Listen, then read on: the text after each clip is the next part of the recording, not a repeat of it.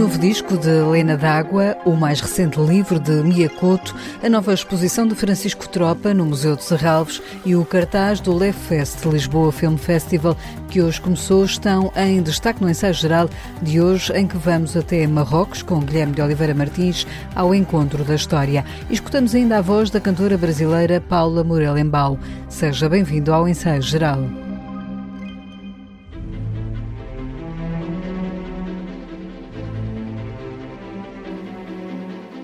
No próximo dia 30 de novembro, Mia Couto vai receber o prémio da Feira Internacional do Livro de Guadalajara, no México. O autor moçambicano torna-se assim o primeiro escritor africano a vencer este prémio, que também já foi atribuído às autoras de língua portuguesa Nelly da Pinhon e Lídia Jorge. Mia Couto foi escolhido entre 49 autores de 20 países. Este é um prémio que surge numa altura em que o escritor tem novo romance. A Cegueira do Rio é uma obra que parte de um episódio real ocorrido na Primeira Guerra Mundial e que Mia Couto tomou conhecimento através de um irmão. Foi surgindo porque, a partir deste episódio que chegou até mim por via do meu irmão mais velho, este episódio que abre o livro é um ataque a um posto militar e de repente, ao ler esta história, eu percebi aqui uma coisa extraordinária nesta história, esta conjugação de interesses que são sempre tão opostos, não é? Ali todos queriam a mesma coisa, não é?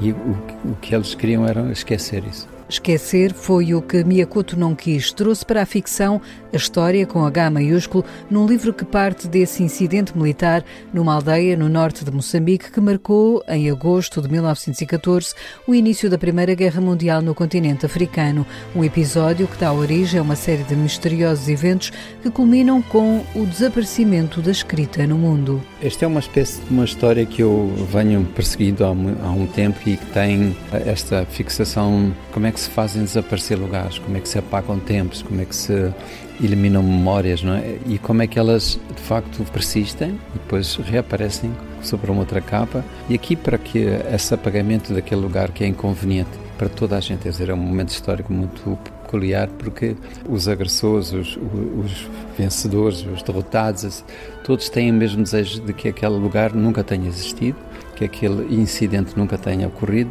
e portanto há ali uma espécie de comunhão de interesses que faz com que de repente a escrita, o apagamento da escrita, a escrita desapareça e aí o mundo todo se reconfigura, quer dizer, as hierarquias que estavam estabelecidas entre aqueles que eram superiores porque dominavam a escrita e os outros que não dominavam, se inverte. Na verdade são os africanos poucos que sabem escrever, que depois guardam essa habilidade, não é, de colocar o pensamento em escrita e que ensinam aos outros a escrever, a navegar, etc. A Cegueira do Rio é um livro que mexe no passado e que com isso quer aprender a importância da escuta dos outros. Para dar corpo ao romance, Mia Couto encontrou uma outra forma de o escrever. Não quero fazer mais um livro, quero fazer um livro que me surpreenda a mim próprio e pensei que talvez colocando estes personagens, que não são só personagens, são narradores, eles são personagens e narrador, como se fosse numa conversa, como se fosse uma coisa numa aldeia africana em que todos contam a história e repartem entre si a função da narração, não é? Quis que fosse assim do ponto de vista do texto, mas também do ponto de vista gráfico. Então há ali falas que são interrompidas, têm um corpo de letra diferente e tudo. O que é que se aprende com este passado para aquilo que é o país hoje? Aprende-se que esse passado, esse esquecimento é uma mentira, ou esse passado não passou, ele está completamente vivendo dentro de nós, e aprende-se que é preciso escutar os outros que aparentemente não têm muito para dar, porque não sabem escrever bem, porque não sabem falar bem as línguas europeias, etc. Essa atenção que tem que ser dada a uma sabedoria que sempre foi desvalorizada, desqualificada, que é africana. Eu acho que essa é a sugestão do livro. Com este livro, Mia Couto inaugura um conjunto de obras com capas ilustradas por artistas moçambicanos. A ideia do autor é, através da sua obra, dar a conhecer o panorama da atual pintura moçambicana. Com este livro, Mia Couto inaugura um conjunto de livros com capas ilustradas por artistas moçambicanos. A ideia do autor é, através da sua obra, dar a conhecer o panorama da atual pintura moçambicana. A Cegueira do Rio conta com a ilustração do pintor Moisés Mafuyane, conhecido como Butcheca, natural de Maputo. O livro está editado pela Caminho.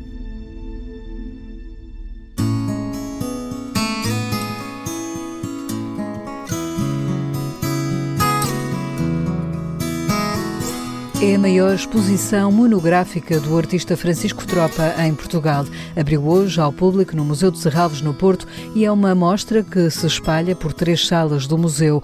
Na zona da biblioteca estão as obras iniciais do artista, diz ao ensaio-geral Francisco Tropa. Tem assim um pouco um ambiente do Museu da Ciência, com muitos objetos, alguns textinhos e imagens fotográficas. Digamos que nessa sala se vai reunir esse núcleo de trabalho mais antigo. Depois, nas duas, portanto, eu escolhi a ala direita do museu, que tem estas 2 grandes salas que eu gosto muito, e o corredor e mais uma salinha no fim. Nestas 2 outras salas decidimos mostrar 2 projetos, um deles já mais antigo e um projeto que é, digamos, inédito. Digamos que é o meu último projeto no qual eu trabalhei nos últimos 4 anos, mais ou menos. A exposição tem como título a expressão Amo-te, mas o A surge com um círculo à volta. Francisco Tropa encontra neste título, que foi buscar ao seu passado, a dimensão da paixão de criar, mas também de uma certa irreverência. O título vem de um sítio que me marcou bastante, que foi a Escola António Arroio, pela qual passei, e a Escola António Arroio foi até um bocadinho antes da minha geração lá a ter passado. Foi um grupo de alunos, imagino eu que no princípio, meados dos anos 80, grafitou esta palavra na fachada da escola.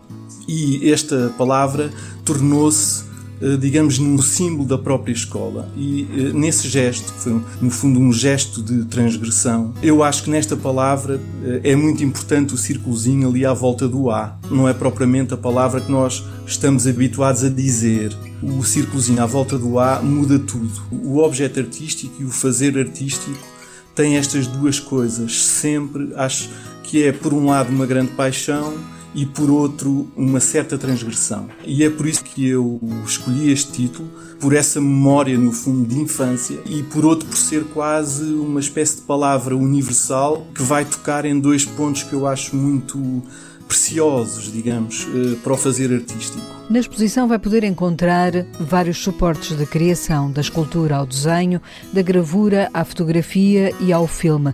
Francisco Tropa olha para esta exposição com o lastro do tempo. O nosso olhar está sempre a mudar. Eu já não sou a mesma pessoa de há 20 e tal anos, de um certo aspecto, digamos.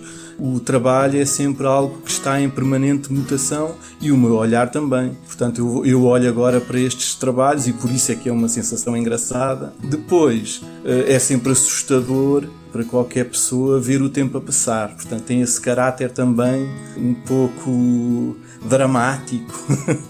É sempre, digamos, um retrato do tempo que passa. E para Francisco Tropa há mais do que inspiração. Ele é movido por uma inquietude. Os artistas trabalham porque não conseguem não trabalhar. É uma espécie de necessidade, sem nenhuma pretensão, digamos que faz parte do nosso dia-a-dia, não conseguimos estar quietos, digamos que é uma inquietude que nos faz construir coisas. Poderá ver os trabalhos dos últimos anos de Francisco Tropa nesta exposição em Serralves até 11 de maio do próximo ano. The snow was falling faintly through the universe. And faintly falling on all the living and the dead. Foi com o mais recente filme de Pedro Almodóvar que abriu hoje o Lev Fest, o Lisboa Film Festival, que decorre até 17 de novembro, traz a Lisboa figuras destacadas do cinema internacional, num ano em que evoca os 500 anos de Camões, o centenário da morte de Kafka e presta homenagem à cultura palestiniana, explica o diretor do festival, Paulo Branco. Um festival de cinema, como nós o encaramos desde o início, tem que estar também virado para o mundo. O que se passa na Palestina é algo de absolutamente inadmissível e uma tragédia única e incompreensível. Como é que um povo que sofreu um holocausto no século passado, ele próprio está a provocar neste momento uma perfeita barbárie, para não chamarmos genocídio, ao povo palestiniano? Como é que um povo que se declara tolerante e, sobretudo, aberto à cultura, chega a estes extremos? E qual é o futuro? A nossa reflexão vai ser sobre o que é a cultura palestiniana, o que é que são os palestinianos, o que é que se passa com este povo que há mais de 50, 60 anos vive em situações absolutamente aterradoras. Quer dizer, e como é que o mundo olha para isto, não só com complacência, mas também com uma total, quer dizer, apoio implícito ou explícito a esta situação. Penso que isso era absolutamente essencial num festival, haver essa reflexão, haver a mostra de atos culturais importantíssimos, desde filmes, a músicas, a poemas, que mesmo assim a resistência palestiniana tem conseguido. No ano em que fará uma retrospectiva do cinema de Miguel Gomes, que venceu o prémio em Cannes, o Lev Fest propõe um vasto programa de estreias e um olhar particular para alguns temas. Todo o programa à volta do Kafka, em que temos cá desde um dos maiores encenadores de teatro, o Christian Lupin, como toda uma série de clássicos e de filmes a celebrar esse personagem único e tão contemporâneo, que nós vivemos numa sociedade kafkaiana. O Camões, por 3 ou 4 pequenas coisas que fazemos à volta do Camões, entre eles a passagem do clássico do Leitão de Parres restaurado, em que nós prevemos uma discussão sobre o que é que isto representou para o Estado Novo, a produção deste filme. A homenagem ao Miguel Gomes, logicamente, é a primeira integral que fazemos. No ano em que o festival completa 18 anos, Paulo Branco lembra que o Lev Fest é muitas vezes o local para ver filmes que nunca chegam às salas de cinema. Alguns deles, infelizmente, como está o estado da exibição cinematográfica, não chegarão às salas, ou outros chegarão, mas passarão completamente desapercebidos. Portanto, nós queremos dar visibilidade aos filmes e só queremos suscitar a curiosidade das pessoas e, neste caso, dos ouvintes, para que venham, porque vale mesmo a pena vir vê-los nas salas de cinema onde eles passam e, sobretudo, porque alguns deles penso que dificilmente poderão voltar a vê-los. E são obras que algumas delas ficarão na história do cinema. Paulo Branco, que diz ao Ensaio Geral esperar com o Lev Fest voltar a chamar mais público para as salas de cinema. A Sala Fernando Lopes, se tiver 3 pessoas por dia, já é um milagre. Portanto, é para perceber um pouco o alinhamento que neste momento, muita parte, mesmo todos aqueles que querem trabalhar no cinema, se estão aliados completamente do que é o cinema e do que é a produção cinematográfica atual. Mas é contra isso que nós tentamos lutar e contra isso que nós tentamos, de uma certa maneira, criar um evento, porque os eventos neste momento têm maior atração que uma estreia normal. O cartaz do Lev Fest está na internet e decorre até 17 de novembro em várias salas de cinema de Lisboa. And you're alive.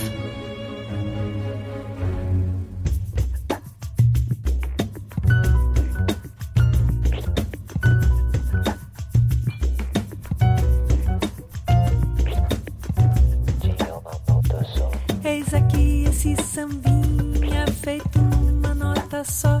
Esta é a voz de Paula Morelenbaum. A cantora brasileira está esta noite em concerto em Penafiel, atua amanhã em São João da Madeira, na Casa da Criatividade, e no domingo no Centro Cultural de Belém, em Lisboa. Paula apresenta-se com o Bossa Nova Trio, que criou com os músicos alemães, o pianista e arranjador Ralf Schmidt e o trompetista Juf Krause. O resultado é o disco Atlântico, cuja digressão foi interrompida pela pandemia e que trazem agora ao nosso país. Muito tempo que a gente quer trazer esse disco para cá. A gente gravou esse álbum há poucos anos atrás e temos rodado a Europa bastante lançando disco, mas não tínhamos vindo a Portugal ainda. E é um prazer imenso sempre vir a Portugal e cantar aqui e mostrar a música brasileira. Eu gravo muitas coisas mais antigas, né? Mas sempre elas têm um arranjo diferente, né? Uma coisa mais moderna. E essa minha reunião com esses 2 músicos é muito isso mesmo. A gente transforma bastante as canções que são mais antigas, né? Que são pérolas da música popular brasileira, para uma visão mais assim atual. É transformar um pouco a música com a nossa respiração, né? Como toda a arte, né? Ela tá ali para ser vivida, né? E revivida. E essas músicas têm que ser tocadas de novo e sempre, porque senão um dia as pessoas não vão mais saber que elas existem, né? Não tem nada não, você tem razão, que de confusão não se vive não. No palco, os clássicos, ou pérolas, como lhe chama Paula Morelenbaum, e que prestam homenagem a quem criou a bossa nova mas também aos seus seguidores. Muito emocionante realmente trazer esse trabalho para cá, chamado Atlântico, e também o repertório que é bem mesclado com não só bossa nova, mas outros compositores que vieram depois da bossa nova, como Edu Lobo, Caetano Veloso, Gilberto Gismonti, Ivan Lins. Esses são compositores de uma outra geração, pós-bossa nova. Esses sim seguraram o bastão, né, de Tom Jobim, que é o grande compositor da geração dele. E essa nova geração também estava toda inspirada em Tom Jobim, Vinícius de Moraes, né? Essa turma que inventou a bossa nova, que é uma loucura, né? Que é uma música que o mundo inteiro ama, né? Onde eu vou cantar, as pessoas adoram bossa nova e eu fico muito emocionada com isso. Em Atlântico são celebrados nomes como João Donato, Edu Lobo, mas também Ivan Lins, Caetano Veloso e, claro, Tom Jobim. Agora vamos até Marrocos acompanhar com Guilherme de Oliveira Martins a viagem do Centro Nacional de Cultura dos portugueses ao encontro da sua história. Os portugueses ao encontro da sua história do Centro Nacional de Cultura é uma iniciativa com cerca de um quarto de século de existência que nos levou aos 4 cantos do mundo. Mais do que conhecer o património de influência portuguesa, pode dizer-se que há um objetivo de diálogo e intercâmbio entre culturas. Esse objetivo está especialmente presente na viagem que está agora a ter lugar, centrada nas marcas da presença portuguesa em Marrocos. Através do conhecimento desse encontro ancestral, procura-se dar a conhecer os elos que unem as nossas duas culturas, pelo que nos pode aproximar no património cultural e material, através das tradições e raízes comuns, bem como no património material da arquitetura e do urbanismo, através da presença, por exemplo, dos nossos maiores arquitetos ao longo dos séculos e, em especial, no século XVI, com João de Castilho, a família Arruda, mas também o apoio de Francisco de Holanda, grande erudito que continua a ser pouco conhecido dos portugueses. No século XXI, precisamos de conhecer melhor o reino de Marrocos pelas afinidades e novas oportunidades de cooperação e encontro. Desta vez, a atenção centrou-se no Sul, objeto especial da atenção por parte do rei Dom Manuel para apoio à rota de São Jorge da Mina. Assim foi especial a atenção a Mazagão, hoje El Jadida, magnífica cidadela portuguesa que existiu até ao consulado de Sebastião José de Carvalho e Melo, o futuro Marquês de Pombal, cujos arruamentos ainda conservam nomes da nossa língua, devendo, assim, dar-se atenção neste roteiro: Azamor, Safim, Walídia, Essaouira, Mogador e Marrakech. Tem sido uma extraordinária jornada que permite o melhor conhecimento de Marrocos e reforça claramente a oportunidade de encontro e conhecimento mútuo.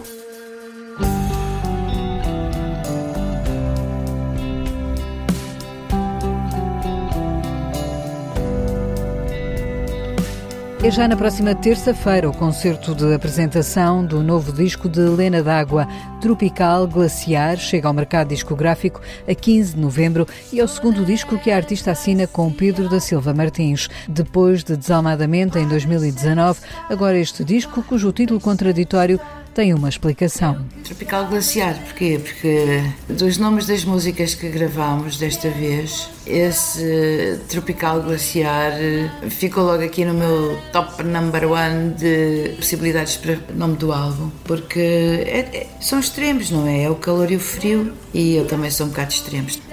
Eu penso que todos somos um bocadinho assim, eu sou imensamente assim, ou rio bandeiras despregadas, ou choro e coisa. Sou um bocado de extremos, é tipo artista, não é? Artista.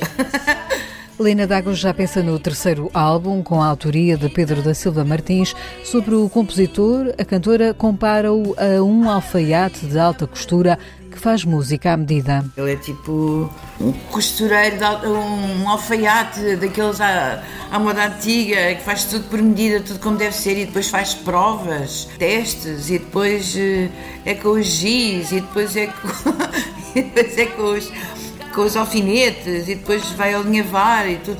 Mas normalmente quando ele me traz as canções, aconteceu da outra vez e aconteceu desta também, elas estão praticamente já no ponto. Há alguns acertozinhos, é só uma coisa assim muito ligeira de palavras, uma palavrita aqui, um que a menos, um i a mais, é tudo assim muito, muito fácil de, quando eu digo ao Pedro, olha Pedro, dá aqui um toque nesta frase, porque estas palavras aqui assim não me sinto à vontade de cantar isto. Tipo o ódio, a raiva, não sei o quê.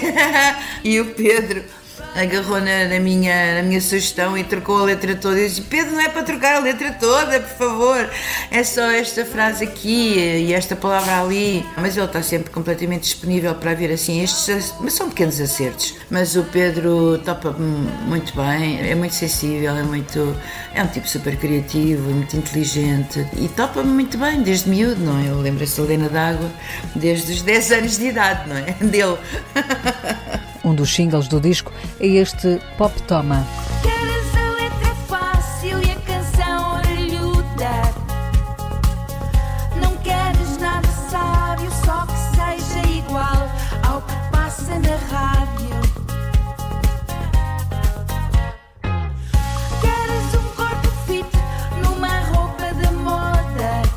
Uma letra onde, na voz de Lena d'Água, surgem críticas aos artistas dos tempos modernos fixados na imagem. É uma questão da opção, não estou nada contra, mas é tudo muito tadinhas. Quando elas chegarem aos 40 anos, aquilo depois não faz já sentido nenhum. Como é que elas vão fazer as carreiras delas quando baseiam as carreiras muito na imagem? Isso é super perigoso. Mas a gente vê, por exemplo, como é que a Madonna não soube envelhecer e ficou com aquela cara, parece um boneco, aquilo... Pronto, tudo bem, cada um faz aquilo que quer do seu corpo, mas é um bocadinho, eu gostava de a ver como deve ser, assim como uma mulher da minha idade, que ela tem praticamente a minha idade, menos 2, acho eu, do que eu. Na era das redes sociais, Lena d'Água lembra a infelicidade que a ditadura da imagem gera. É um problema bicudo, diz. Muito naquela ideia dos Instagrams, em que tudo é perfeito, as férias perfeitas, a piscina perfeita, a maquilhagem perfeita, a boca perfeita, o cabelo, a roupa, as unhas, tudo perfeito. E é tudo uma grande ilusão, não é? Que faz sofrer muitas pessoas, porque aquilo não é a realidade e as pessoas comparam as suas vidas àquilo e ficam infelizes. Eu já não estou nessa idade de ficar infeliz com isso, quer dizer, já dei, não é? Para isso. Mas miúdos e miúdas, ainda novinhos, olham para aquelas fotografias super manipuladas, com os filtros, isto e aquilo, e sentem-se feios, sentem-se gordos, mal vestidos, com vidas tristes e miseráveis, apesar de ter o seu Instagram em que também podem mentir um bocadinho, faz conta que está tudo bem. Isto é um dos problemas que eu acho, é um problema bicudo do nosso tempo, porque traz muita autossatisfação às pessoas que fazem aquilo, não é? Mas a maior parte das pessoas sente-se insatisfeita e triste por se comparar àquilo que parece perfeito, mas é tudo uma grande treta. Em Tropical Glaciar, Lena d'Água apresenta-se genuína e revela como os seus dotes vocais continuam preservados. Eu nunca tive outro trabalho durante estes quase 50 anos, só paguei as minhas coisas, as minhas mercearias, as minhas gasolinas, rações dos meus cães, por causa da música, porque eu canto, não tenho outra forma de vida. Mas também é certo que houve ali uns anos, os primeiros 15 anos deste milénio, em que eu cantei muito menos, por isso também não gastei tanto a voz como teria gasto se tivesse feito muitos concertos, sempre, Eu acho que é isso, que mantém a minha voz num ponto muito fixe. Além de Pedro da Silva Martins na guitarra e voz, Lena d'Água é acompanhada por Luís Martins, Nuno Prata, Catarina Falcão, Sérgio Nascimento na percussão e Vicente Santos nos teclados. É com a voz de Lena d'Água, neste Pop Toma, que fechamos o ensaio geral de hoje, que teve sonorização de José Luís Moreira. Voltamos de hoje a 8 dias com novas sugestões culturais para si. Até lá, boa noite e bom fim de semana. Pop, toma, queres pop, toma, queres pop, toma, queres pop, toma, pop, toma, queres pop, toma, queres top.